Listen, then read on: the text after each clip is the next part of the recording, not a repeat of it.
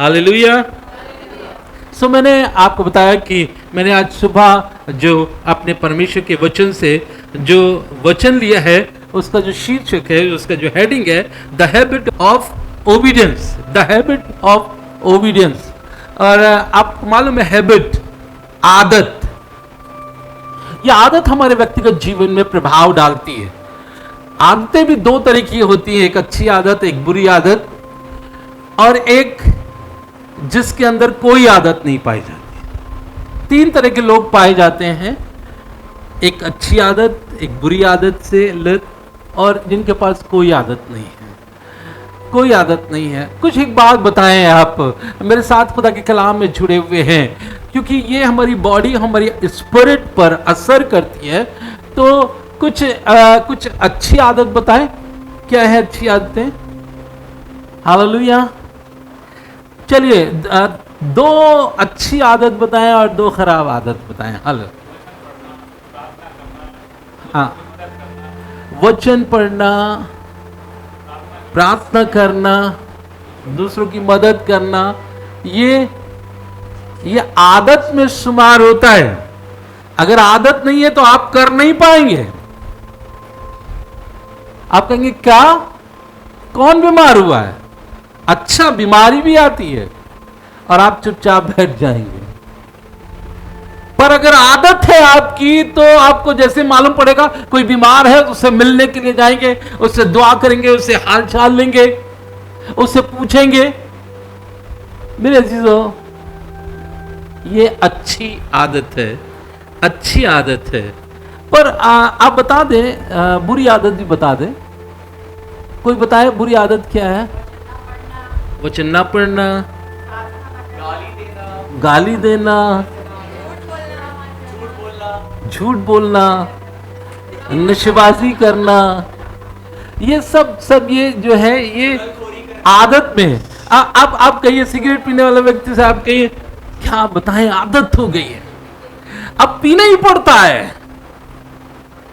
शराब पीने वाले से कहिए, नहीं भैया आदत हो गई है, अब पीना ही पड़ता है। पर मैंने आपको बताया, ये आदत जो है, वो जो है हमारे व्यक्तिगत जीवन पे अच्छा असर भी करती है और बुरा असर भी करता है। बुरी चीजें बुरा हमारे व्यक्तिगत जीवन पर असर करती है, अच्छी चीजें अच्छी।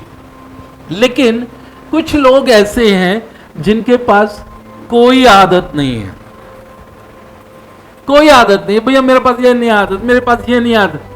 वो बिल्कुल शून्य है, निष्क्रिय व्यक्ति हैं, जिनके पास कोई आदत ही नहीं है। अरे अभी तक इतने बड़े हो गए, कोई आदत ही नहीं बनाई।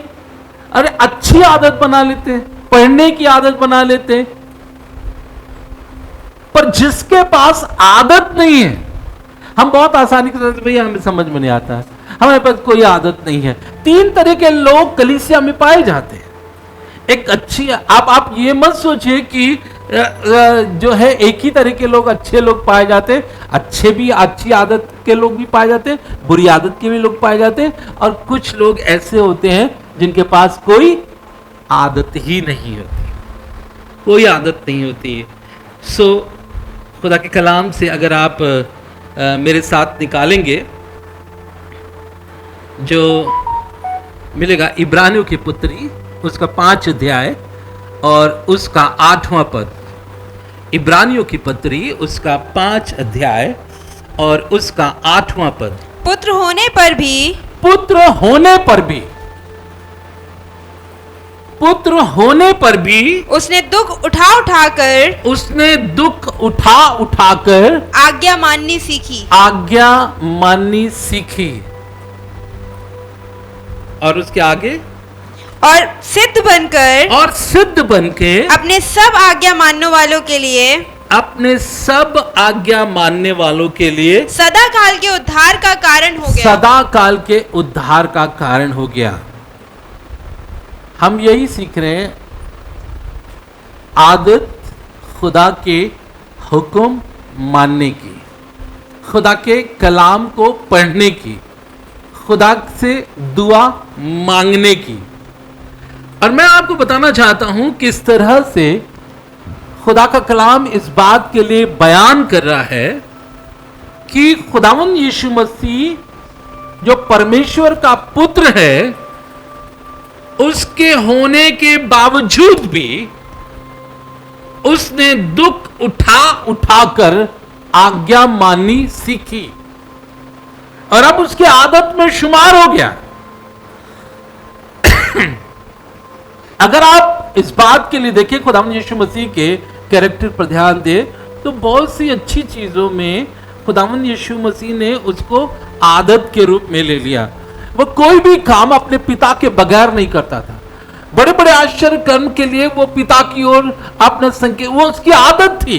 ऐसा नहीं है कि आदत ये नहीं है, आदत है, इसलिए अपने आप खुदा के बाप के पास उसकी निगाहें पहुंच जाती है, अपने आप खुदा को पुकारता है। मेरे अजीजों, अच्छी आदत ये है मेरे अजीजों, भीड़ है, चेले हैं, लोग उसके ऊपर गिरे पड़ रहे हैं, सारी चीजों के बावजूद थोड़ी देर में वो अपने शागिर्दों से कहता है, तुम जाओ, मैं अभी आऊंगा। क्यों? क्योंकि उसकी आदत है। अब वो समय आ गया है कि वो दुआ करने पाए, इसीलिए उनको छोड़कर वो अलग निकल जाता था दुआ करने के लिए। इवन जब गसमनी के बाग में पकड़ा जाना भी था, तब भी वो दुआ कर रहा था। वो इस तरह से परेशान नहीं था, वो दुआ कर रहा था, क्योंकि उसकी आदतों में वो शुमार था कि उसका जीवन जो है प्रार्थना से भरा हुआ था। उसका जीवन बाप की ओर निगाह करता था, बाप की आज्ञा का पालन करता था।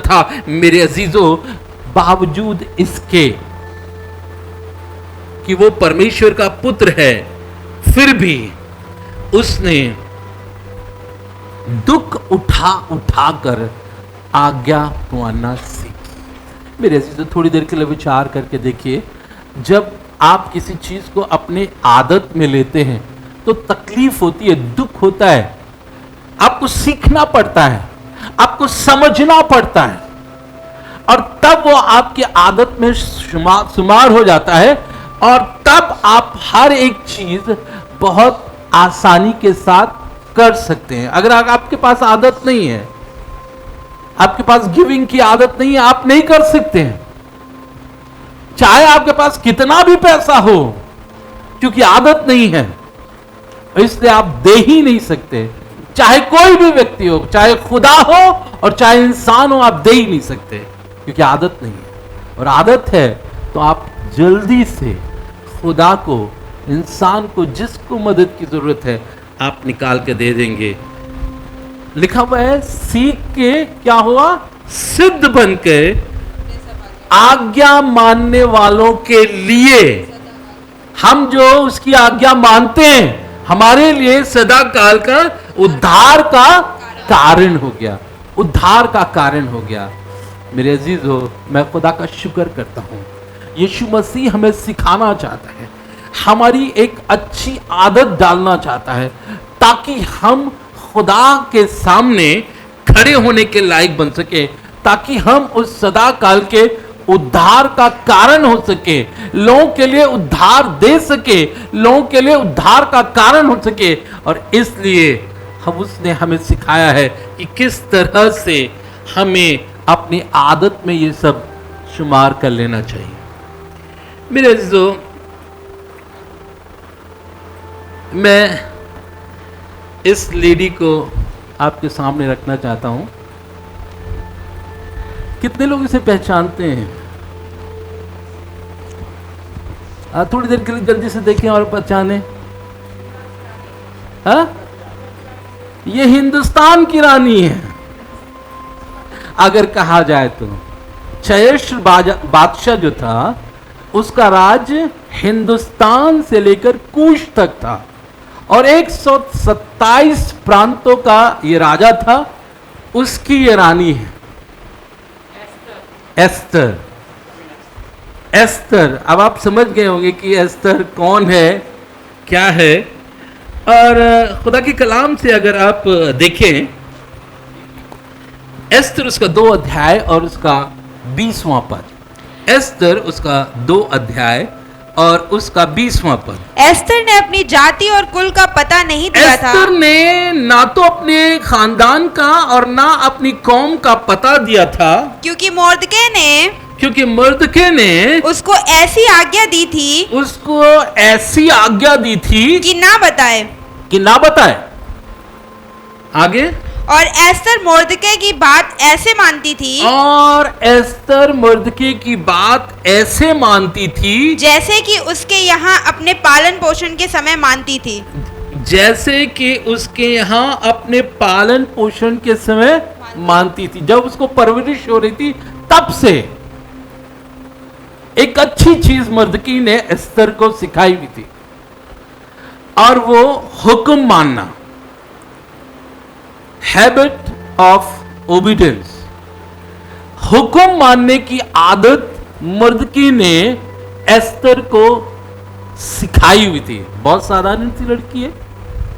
अगर आप एस्तर की किताब पढ़ें तो इसमें दो तरह का नेचर पाया जाता है, दो तरह के लोग पाए जाते हैं। अगर आप शेर्स राजा के विषय में देखें तो मैं ऐसा समझता हूं कि वो एक राजा है जो खुदा की ओर संकेत कर रहा है। और अगर इसकी पहली पत्नी विश्ती के विषय में अगर देखें तो उसका कैरेक्टर बिल्कुल फर्क है।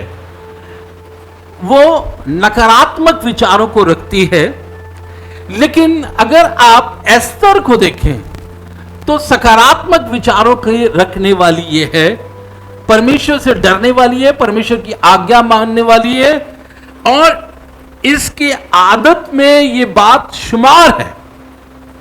क्योंकि मर्दकी ने जब ये छोटी थी उस समय से इसको बताया हुआ था कि किस तरह से खुदा की आज्ञा को मानने की जरूरत है, किस तरह से बड़े लोगों की आज्ञा मानने की जरूरत है, किस तरह से अपने अपने माँ बाप की आज्ञा को मानने की जरूरत है, किस तरह से अपने रिश्तेदारों की आज्ञा मानने की जरूरत है। और आपको मालूम होगा ये दो तरह का चरित्र इस किताब में पाया जाता है। एक वो जिनकी आदत में ना लिखा हुआ है, विश्ती रानी जिसने नकार दिया अपने राजा की बुलाहट को, और एक एस्तर जो राजा की बुलाहट के बगैर भी वो राजा के पास आ गई। दो तरह का नेचर है, दोनों फर्क फर्क नेचर है। विश्ती ने इनकार कर दिया और राजा ने उसको अपने महल से हटा दिया, और आदतन इसने जो है एस्तर ने ये राजा के महल में पहुंचाई गई।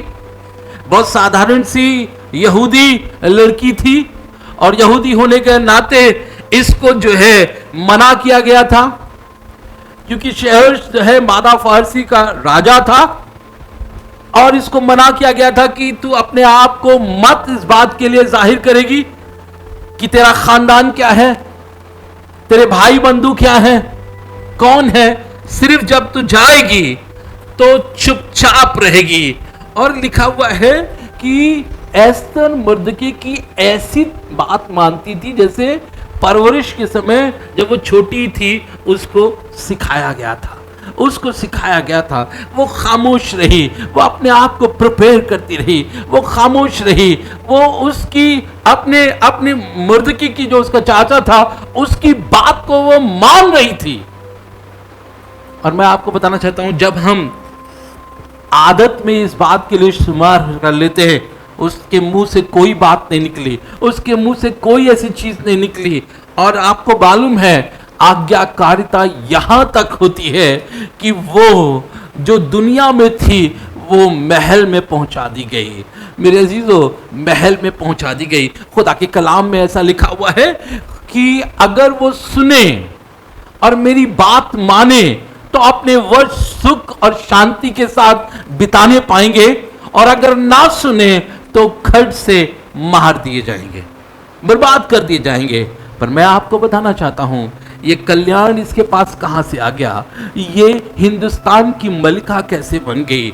इसकी हैबिट में ये बात थी कि वो अपने बड़े लोगों का हुक्म मानेगी। मेरे अजीजों, आप बढ़ना चाहते हैं, आप तरक्की करना चाहते हैं, आपको अपने से बड़े व्यक्ति का कहना मानने की जरूरत है, अपने खुदा का कहना मानने की जरूरत है, अपने माँ बाप का कहना मानने की जरूरत है, अपने बड़े भाइयों का कहना मानने की जरूरत है। और जब ऐसा आप करेंगे, जब ये आपकी आदत बन जाएगी, तब आप देखने पाएंगे कि आप बढ़ने पाएंगे, आप तरक्की करने पाएंगे, आप वहां पहुंचा दिए जाएंगे जहां शायद आपने कल्पना नहीं की। वो इनकार कर सकती थी, वो कह सकती थी, मर्दकिया हम छोटे थे तब आपने बहुत कुछ हमको सताया, बहुत कुछ हमको आज्ञा मानना सिखाई, अब नहीं हो सकता, अब मैं नहीं मान सकती, अब तो मैं राजा की मलिका होने के लिए महल में पहुंचा दी गई हूं, और अब थोड़ी ही देर में, थोड़े दिनों में अब हमारी शादी शहर बादशाह से हो जाएगी, और मेरे पास अधिकार हो जाएगा, मेरे पास सामर्थ हो जाएगी, और अब मुर्दके मुझे तेरी बात को मानने की जरूरत नहीं है। पर बाइबल इस बात को बताती है, वो ऐसी मानती रही जैसे कि परवरिश के समय वो मानती है। खुदा हमें एक बात सिखाना चाहता है, खुदा एक बात हमें बताना चाहता है, और वो है कि हमको अपने आदत में इस बात के लिए शुमार कर लेना है कि खुदा की आज्ञा को हमें मानने की जरूरत है। रोमियो उसका 13 अध्याय और उसका पहला पद, हर एक व्यक्ति शासकीय अधिकारियों के अधीन रहे। खुदा के कलाम में लिखा हुआ है, हर एक व्यक्ति शासकीय अधिकारियों के अधीन रहे, क्योंकि कोई अधिकार ऐसा नहीं, क्योंकि कोई अधिकार ऐसा नहीं जो परमेश्वर की ओर से ना हो, जो परमेश्वर की ओर से ना हो, और जो अधिकार है वे परमेश्वर के ठहराए हुए हैं। जो अधिकार है वो परमेश्वर के ठहराए हुए हैं। उर्दू में बहुत अच्छा लिखा हुआ है कि हर शख्स आला हुकूमतों के ताबेदार रहे। जो बड़े लोग हैं, जो हुकूमत करते हैं, जो हमारे देश पे हुकूमत करते हैं, उनके ताबेदार रहे, उनकी आज्ञा को माने। और लिखा हुआ है, चूंकि कोई भी हुकूमत ऐसी नहीं जो खुदा की तरफ से ना हो, कोई भी हुकूमत ऐसी नहीं है। मेरे अजीजों, ये प्लान ऑफ गॉड है, किस तरह से कौन आएगा, कौन प्राइम मिनिस्टर बनेगा, कौन जो राष्ट्रपति बनेगा, ये सब परमेश्वर की ओर से प्लान है। और इसीलिए परमेश्वर हमको सिखाता है, हम जो खुदा पर ईमान रखते हैं, हमको बताया गया है कि हमें अपनी सरकार, अपनी हुकूमतों के अधीन रहने की जरूरत है। लिखा है, और जो हुकूमतें हैं, मौजूद हैं, आज के दिन की बात कर रहे हैं, वो खुदा की तरफ से मुकर्रर की गई हैं, वो खुदा की तरफ से ठहराई गई हैं।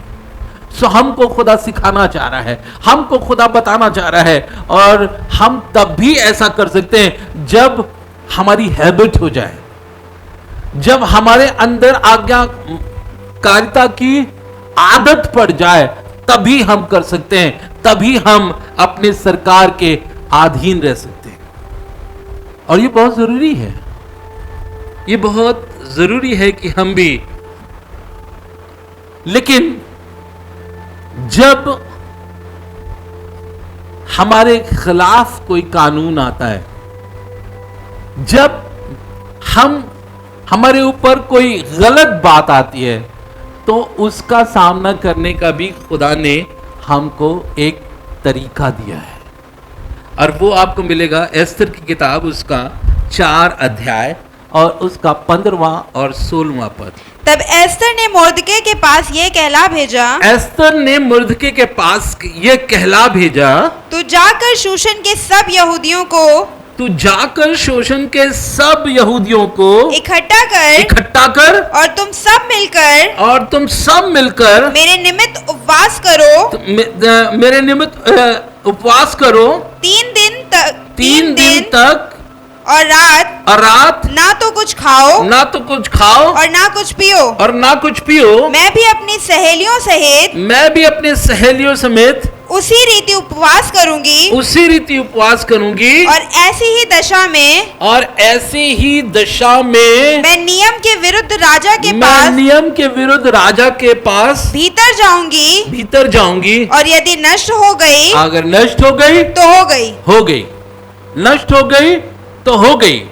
पर मेरी आदत ये है, मेरी आदत में ये है कि आज्ञाकारिता में बने रहो, क्योंकि मुर्दकी ने इस बात को बता दिया था, देखो एक गलत फैसला होने वाला है, देखो यहूदियों की जान अब खत्म होने वाली है और यह परमेश्वर का प्लान है कि तू यहां तक पहुंचाई गई है और अब अगर तू ये काम नहीं करेगी, अगर तू नहीं काम करेगी तो खुदा करेगा, खुदा अगेंस्ट में खड़े होकर काम करेगा। पर खुदा ने अपने प्लान के मुताबिक तुझे बनाया है, अपने प्लान के मुताबिक तुझे इस महल में इकट्ठा किया है। और तब मैं आपको बताना चाहता हूं कि किस तरह से एस्तर ने एक प्लान किया।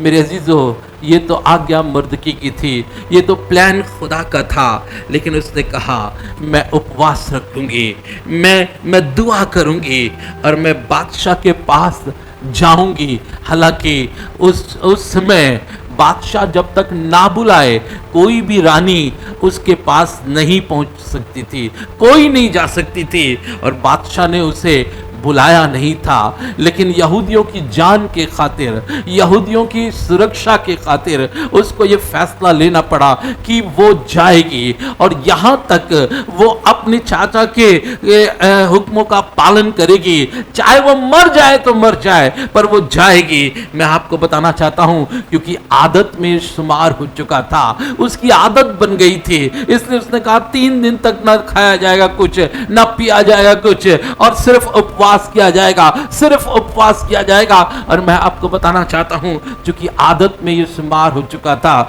इसलिए कोई बात उसे कठिन नहीं मालूम पड़ रही थी। उपवास के साथ जब राजा के पास गई तो राजा ने भी अपने दया का हाथ उसके ऊपर बढ़ा दिया, उसके ऊपर बढ़ा दिया। आप चाहते हैं कि खुदा का हाथ आपके ऊपर बढ़ने पाए, खुदा की सामर्थ आपके ऊपर उतरने पाए, आपकी आदत जो अच्छी आदत है दुआ करने की है, जो उपवास रखने की है और जो खुदा के से मांगने की है, ये सारी आदतें अच्छी हैं और ये आदतें आपको आशीष दिला सकती हैं। राजा का हाथ आपके ऊपर बढ़ सकता है, राजा का आशा आपके ऊपर आ सकता है मेरे अजीजों। और यही हुआ कि पूरी यहूदी कौम जो है वो बचा ली गई, पूरी यहूदी कौम बचा ली गई मेरे अजीजों।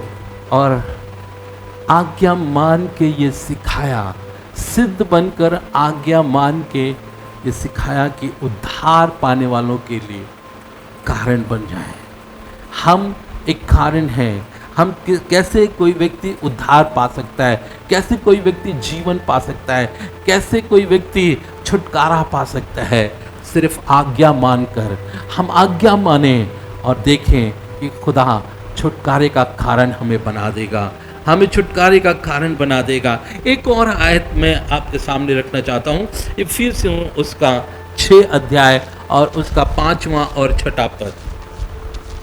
इफिसियों उसका 6 अध्याय उसका 5वां और 6वां पद। हे दासों, हे नौकरों, जो लोग, हे नौकरों, जानते हैं ये किससे बात कर रहा है? ये खुदा के खादिमों से बात की जा रही है।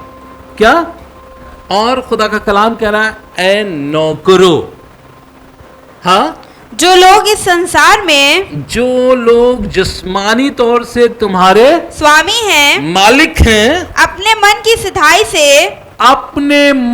सिधाई से डरते और कांपते हुए जैसे मसीह की वैसे ही उनकी भी आज्ञा मानो, वैसे ही उनकी भी आज्ञा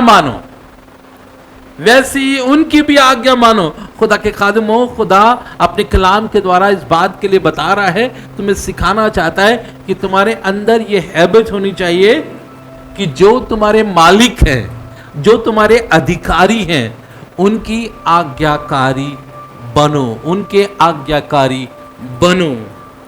आगे, मनुष्यों को प्रसन्न करने वाले, आदमियों को खुश करने वालों की तरह दिखावे के लिए नहीं, पर मसीह के दासों के समान पर मसीह के दासों के समान मन से परमेश्वर की इच्छा मन से परमेश्वर की इच्छा पर चलो। मन से परमेश्वर की इच्छा पर चलो। दिखाने के लिए नहीं, हम दिखाने के लिए नहीं कर रहे हैं। ए नौकरों, ए साहिब, अपने साहिबों के, अपने मालिकों के अधीन रहो, आज्ञाकारी बनो और दिल से, दिखावे के साथ नहीं, दिल से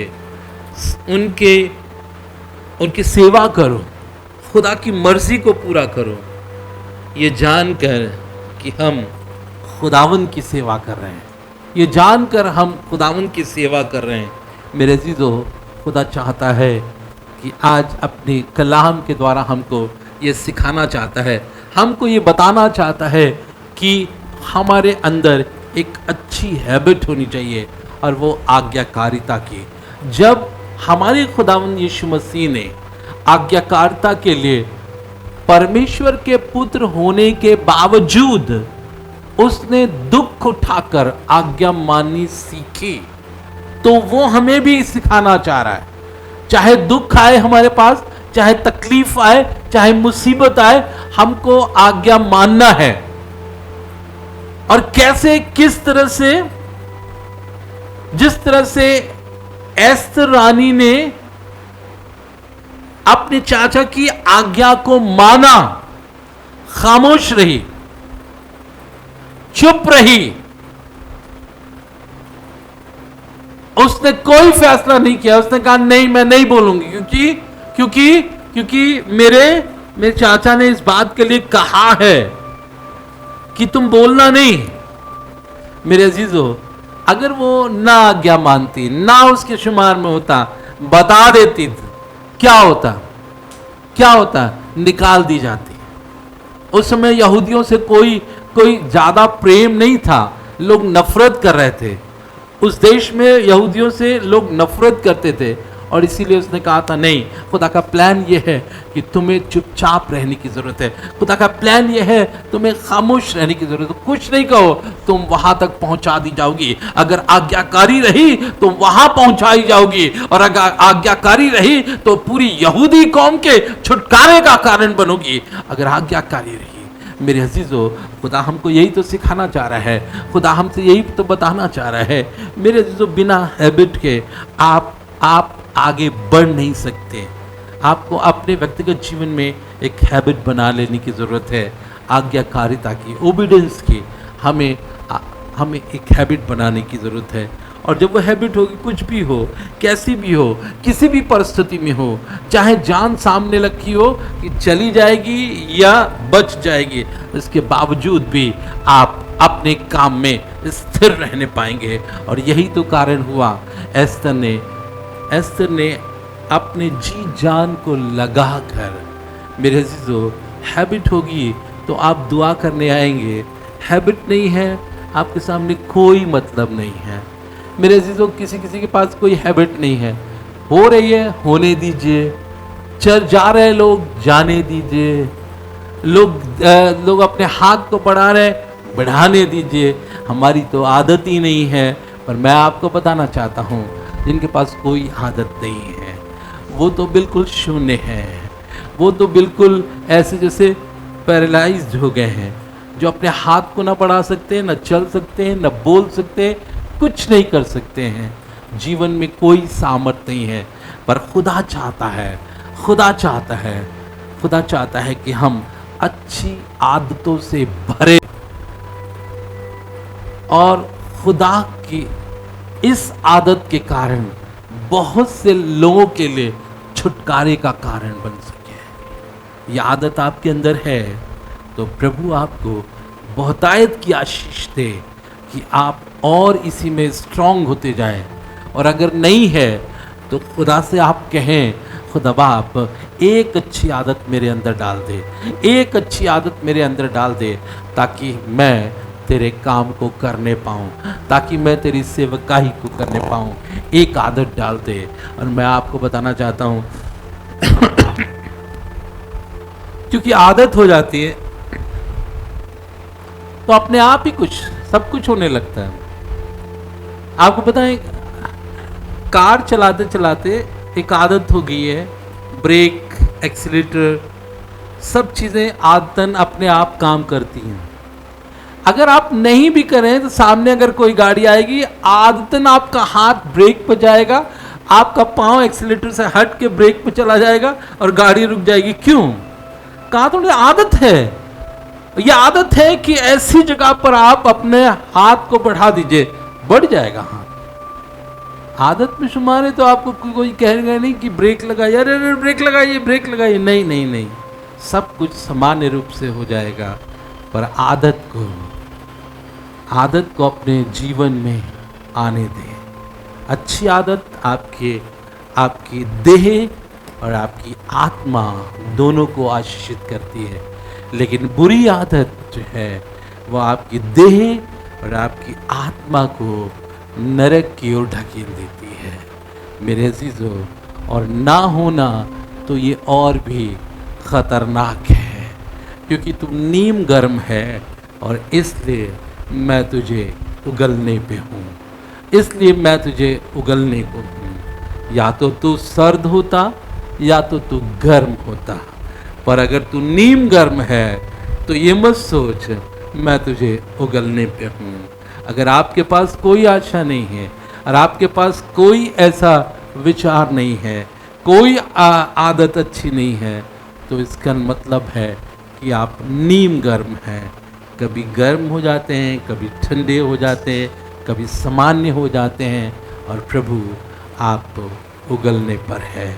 इसलिए उगले ना जाएं, खुदा की सेवकाई में आगे बढ़ने पाएं। खुदा आपको बहुतायत की आशीष दे। आमीन।